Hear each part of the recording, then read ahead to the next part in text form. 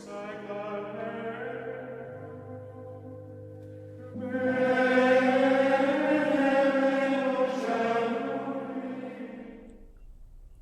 like to point out just one more characteristic about the baptismal font before we move forward.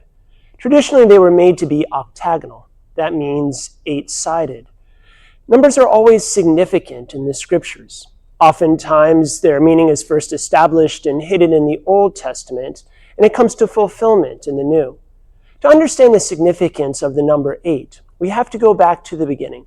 We have to go back to the story of creation in the first chapter of Genesis. There we find a repeated pattern. Evening came and morning followed the first day.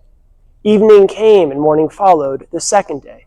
So on and so forth through the third, fourth, fifth, sixth, and seventh day. But it is there that the pattern comes to an end. For the seventh day was meant to be the day of completion, completing that first creation. But as we know, that day too would come to an end.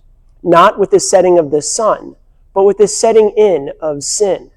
Not enclosed by the natural darkness of night, but rather enclosed by the unnatural darkness of death.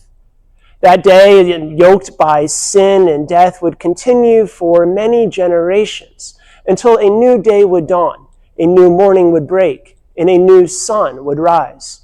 Not the S-U-N, but the S-O-N. Jesus Christ, the Son of the living God, who would rise on the 8th day, on Easter Sunday, bringing an end to the first creation and ushering in a new and everlasting creation, ushering in a time of redemption.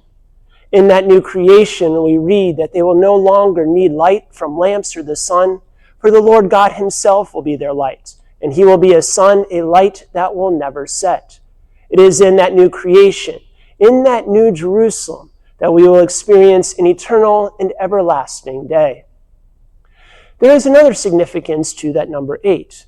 Again, going back to the Old Testament, in the covenant established between God and Abraham.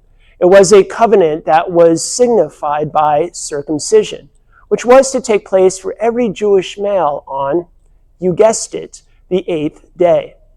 Well, St. Paul sees that significance, but he also wants to bring it to fulfillment, recognizing that the mark of the new covenant was no longer circumcision, but baptism, no longer limited to Jewish males, but now open to everyone, Jew and Gentile alike, both male and female, that all people were to be welcomed into God's new covenant, welcomed into his new creation by being made a new creation themselves out of the waters of baptism.